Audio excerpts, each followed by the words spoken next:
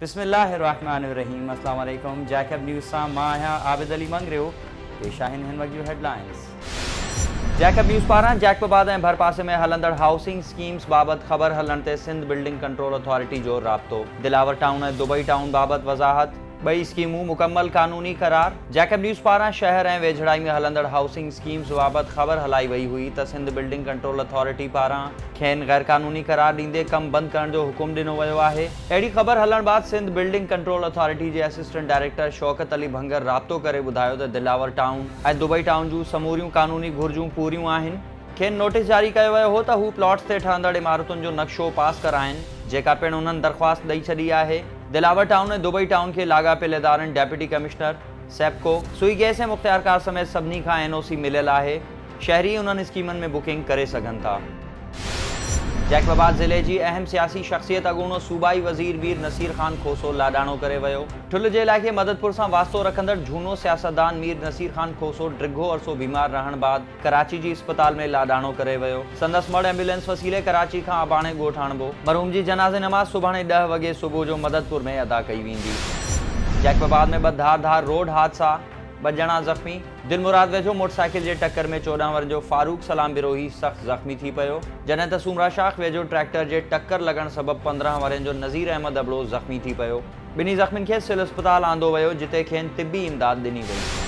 जोंगल ऐं भरपासे में रोलू कुतनि जो आज़ार वधी वियो। ॻोठ अली मुराद लाशारी में छिते कुतनि 10 वर्षनि जे हबीबुल्ला लाशारी खे ॾाढे ज़ख़्मी करे विधो, जंहिंखे वैक्सीन न मिलण सबबि जैकबाबाद न्यो वियो। इलाइक़े वासियुनि मूजिबि अदालती हुकुम बावजूद UC सेक्रेटरी पारां कुता मार मुहिम न पई हलाई वञे, जंहिं सबबि असांजे मासूम ॿारनि जूं हयातियूं ख़तरे में आहिनि।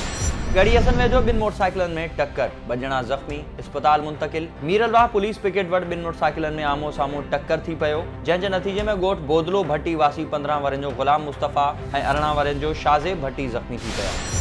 गढ़ी यासीन में मासूम नीगर ट्रैक्टर ट्राली हेठियां चीभाट जी फौत। नौशेरो अबड़ो लिंक रोड ते ॻोठ नओं खखराणी वटि तेज़ रफ़्तार ट्रैक्टर ट्राली ॻोठ ॿाहिरां माल चारींदड़ 10 वर्षनि जे आसिफ़ खखराणी मथां चढ़ी वई, जंहिं जे नतीजे में नीगर थॾे ते ई फौत थी वियो। वाक़े बाद ट्रैक्टर ड्राइवर फ़रार थी वियो, जॾहिं त पुलिस ट्रैक्टर खे तहवील में वठी छॾियो आहे। खरी मीरवा वेझो घरू परेशानियुनि खां तंग थी ज़ाल मुड़ुस पारां ज़हरीली दवा पी आपघात करण जी कोशिश। ॻोठ हुसैन बख्श मलाह वासी जोड़े शौकत मलाह ऐं संदसि घरवारी वहीदा मलाह ज़हर पीतो, जन खे ठरी मीरवा अस्पताल आंदो वियो, जितां औरत खे गणती जोगी हालत में सखर न्यो वियो। पुलिस मूजिबि वाक़े जी जांच कयूं पिया, जॾहिं त वारिसनि पारां के बि तफ़सील न ॿुधाया विया आहिनि। ॻाढ़ो में 2 ॾींहं अॻु गुम थियल शख़्स जो लाश हथ। ॻोठ अल्लाह ॾिनो लाशारी वासी 41 वर्षनि जो जलाल लाशारी गुज़िरियल 2 ॾींहनि खां गुम हो, जंहिंजो सूमरा मोरी लॻ लाश हथ कयो वियो आहे। इत्तला ते पुलिस पहुची संदसि मड़ अस्पताल मुंतकिल कयो ऐं ज़रूरी घुर्जूं पूरियूं करण बाद वारिसनि हवाले कयो वियो, जॾहिं त इन सिलसिले में अञा ताईं को केस दाख़िल न थी सघियो आहे। सजावाल में नेशनल बैंक मकली जे मैनेजर जी औरत सां जिनसी हरकतनि वारी वीडियो वायरल। मुतासिर औरत जी फरियाद ते केस दाख़िल, गिरफ़्तारी अमल में न अची सघी। बैंक मैनेजर ज़हीर शोरो ख़िलाफ़ थाणे ते केस दाख़िल कराईंदड़ औरत रेहाना मेमन मौक़िफ़ इख़्तियार कंदे चयो आहे त हू खेसि मुसलसल ज़्यादती जो निशानो बणाईंदो रहियो आहे, जन मां 2 सालनि जो ॿार बि आहे। इनकार कयो त हुन हथियारनि जे ज़ोर ते घर में यरगमाल बणाए किरियल हरकतूं कयूं। असांजी DNA कराई वञे त सभु कुझु साफ़ थी वेंदो। होॾां पुलिस वीडियो हथ करे जांच शुरू करे छॾी आहे, जॾहिं त अञा ताईं जवाबदार गिरफ़्तार न थी सघियो आहे। सखर में एसोसिएशन ऑफ ऑल सीड्स जी प्रेस कॉन्फ्रेंस।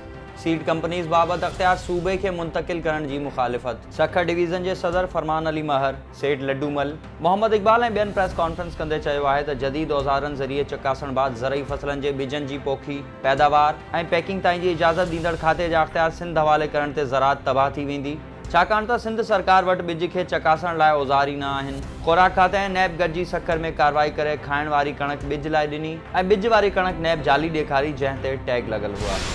ड्रिगड़ी में रोड एक्शन कमेटी पारां ॾेई ड्रिगड़ी ऐं टंडो बागो रोड जी तामीर लाइ अलामती बुख हड़ताल। अॻवाननि मोहम्मद यूसुफ रुस्तमानी, मुर्तज़ा जमाली, अली मोहम्मद जमाली ऐं ॿियनि जो चवणु हो त सूबाई तक तलहार ऐं टंडो बागो जो 2 डिवीज़न खे मिलाईंदड़ मुख्य रोड 3 सालनि खां तबाह आहे। मुख़्तलिफ़ वक़्तनि ते 3 भेरा टेंडर थियण बावजूद सरज़मीन ते 1 पत्थर लाहिण बिना करोड़े रुपया ख़र्च कया विया आहिनि। अहिड़ी करप्शन जी फौरी तौर जांच कराए ज़िम्मेवारनि खे सज़ाऊं ॾिनियूं वञनि ऐं रोड तामीर करायो वञे।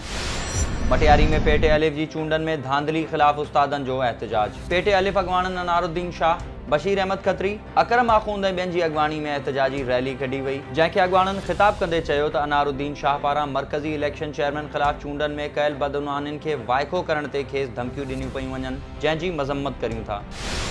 कोज़ार वडा में फलाही तंज़ीमुनि पारां ज़राअत मुल्क में रीढ़ जी हड्डी जी हैसियत रखे थी जे सिरे हेठि हारी मेलो। हारी तंज़ीम नेटवर्क ऐं ॻोठ सींगार फाउंडेशन तरफ़ां बोज़ार वडा में लॻायल हारी मेले में औरतुनि पारां दस्तकारी जे हुनर जा स्टॉल लगाया ऐं ॻोठ सींगार फाउंडेशन तरफ़ां ज़रई ज़मीन में इस्तेमाल थींदड़ ॿिजनि जे क़िस्मनि जा स्टॉल लगाया विया। मेले में हारिन शहरी तोड़े ॻोठाणनि औरतुनि ऐं मर्दनि वॾे अंग में शिरकत कई।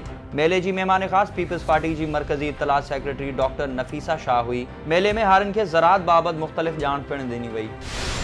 मटियारी में फलाही मरकज़ मोबाइल सर्विस यूनिट के सेहत खाते में ज़म करण ख़िलाफ़ आपका जो एहतजाज। आपका पॉपुलेशन खाते के मुलाजिमन दोस्त अली शेख, आशिक अली भंगर, अख्तर सूमरो ऐं ॿियनि जी अगवानी में मटियारी प्रेस क्लब आॾो एहतजाज कंदे चयो आहे त फलाही मरकज़ मोबाइल सर्विस यूनिट के सेहत खाते में ज़म करण जूं कोशिशूं कयूं पयूं वञनि। सूबाई वज़ीर सेहत पॉपुलेशन खाते जी मिलंदड़ बजट पंहिंजी हथ ठोकिन NGO ज़रिए हड़प करणु चाहे थी। इन ई लाइ अहिड़ी साज़िश खे कॾहिं बि कामयाब थियण न ॾींदासीं।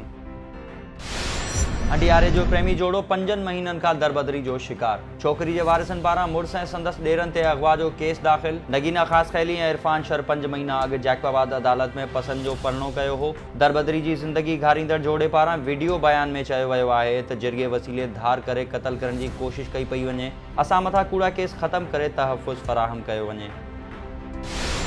अॻूणे ज़िले चेयरमैन मखदूम फ़खरुज़्ज़मा चयो आहे त शहीद राणी खे ख़िराज तहसीन पेश करण लाइ 27 डिसंबर ते गढ़ी ख़ुदा बख़्श में तारीख़ी जलसो थी रहियो आहे। वरसी में मटियारी मां हिकु वॾो काफ़िलो निकिरंदो। हुन चयो त PDM में शामिल समूरियूं पार्टियूं मुल्क में जमहूरियत जी बका ख़ातिर अमली जिद्दोजहद करे रहियूं आहिनि। अहिड़े ख़्यालनि जो इज़हार हुन MP ऑफिस में मीडिया सां ॻाल्हि ॿोल कंदे कयो।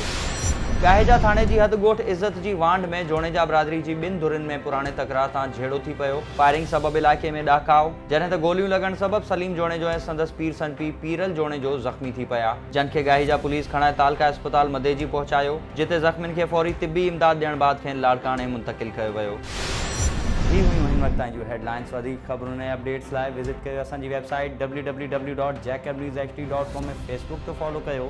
ॾिसंदा रहो जैकब न्यूज़, ख़बर खां हक़ीक़त ताईं।